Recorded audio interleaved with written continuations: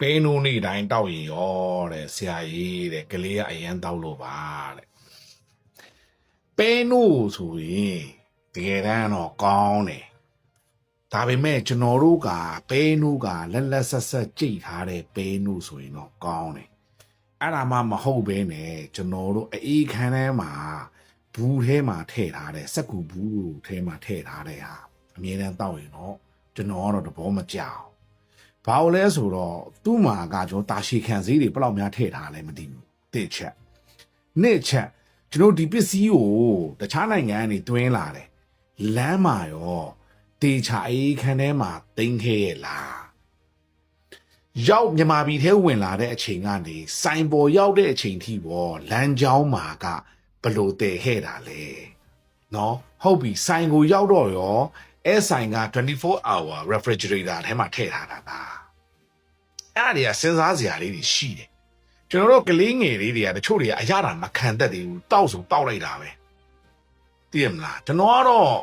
ပြောမှဆိုရင်တော့တာရှည်ခံစည်းတွေအများကြီးပါတဲ့လူမျိုးဟာဆိုရင်တော့ကျွန်တော်တို့သိအားမပေးချင်ဘူးပေးနုတောက်မယ်ဆိုရင်ကျွန်တော်တို့မန္တလေးမှာဆိုရင်တော့ကျွန်တော်ပြမှာနော်မန္တလေးမှာဆိုရင်ကျွန်တော်တို့ဒီ32လမ်း32လမ်းကျွန်တော်တို့6263ကြားကျွန်တော်တို့ဒီတိ ਉ ကျောင်းနားမှာပေါ့နော်6263မို့6364ဖြစ်မယ်အဲ့ကြားအဲ့လမ်းတောင်းနားမှာကျွန်တော်တို့လက်လက်ဆက်ဆက်ဒီကြိတ်ပြီးရောင်းတဲ့ဘဲနုဘူးတွေရှိတယ်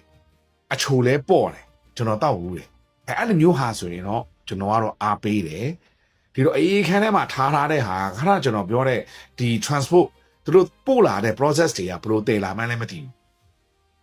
အဲ့လိုမျိုးတော့ကျွန်တော်တော့မကြိုက်ဘူးပြီးတော့ဒီပဲနုရည်လည်းကျွန်တော်စကားကြုံတော့ပြောပါအောင်မယ်ဒီပဲနုရည်ဘူးကိုလည်းကျွန်တော်သမီးနှစ်ယောက်ကိုကျွန်တော်မတိုက်ဘူးနော်အဲ့တော့ကျွန်တော်တို့ကအဓိကသတိထားရမှာကတာရှည်ခံစည်းတွေနော်ဒီပဲနုဆိုတာတကယ်တမ်းပြတ်တတ်တယ်ဟုတ်ပြီဘယ်တော့တောင်တာရှည်ခံစည်းထည့်ထားရလဲပြီးတော့တည်လာတဲ့လမ်းကြောင်းမှာရောတကယ်ဆန်လုံးနဲ့အညီတည်ရဲ့လားထားတဲ့ဆိုင်မှာရောတကယ်ဆန်လုံးအညီနဲ့ထားရဲ့လားဆိုတာတကယ်ထည့်စဉ်းစားစရာကြီးကျွန်တော်အနေနဲ့ကတော့အဲ့ဒီပစ္စည်းတွေကရှည် safe မဖြစ်ဘူးတိုက်ချင်တယ်ဆိုရင်တော့ကျွန်တော်ပြောသလိုပဲနုရည်ကိုတရက်လက်လက်ဆက်ဆက်ကြိတ်ထားတဲ့နေရာမှာဝယ်တော့နော်ကျေးဇူးပါ